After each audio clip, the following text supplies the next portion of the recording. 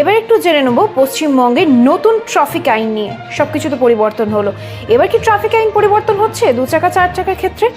কি আসছে জরিমানার তালিকা? একই রকম রয়েছে নাকি কিছু পরিবর্তন দেখা দিয়েছে?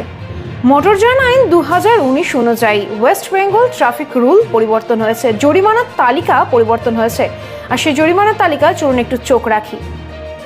2 চাকা এবং 4 চাকার কিছু কিছু ক্ষেত্রে ব্যতিক্রম ছাড়া প্রায় বলতে পারেন সবকিছুই কিন্তু জরিমানার তালিকা একই রাখা হয়েছে। মানে হেলমেট না পরলে এবং 2 জনের বেশি 3 জনে যদি বাইকে আপনি নিয়ে যান 2 চাকার ক্ষেত্রে সেখানে 1000 টাকা করে জরিমানা লাগছে, এবং যদি 4 চাকায় আপনি সিট বেল্ট না বাঁধেন সেখানে কিন্তু আপনার 1000 টাকা জরিমানা লাগছে।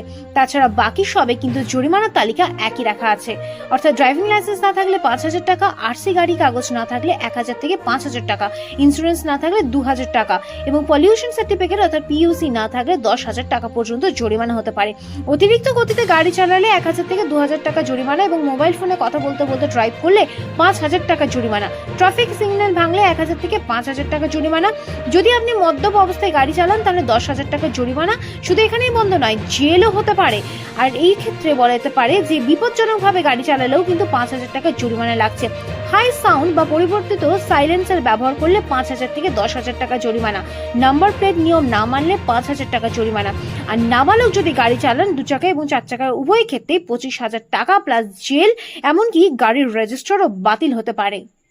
শুধু তাই নয়, জরিমানার পরিমাণ কিন্তু সময় অনুযায়ী, পরিস্থিতি অনুযায়ী বাড়তে কিংবা কমতেও পারে।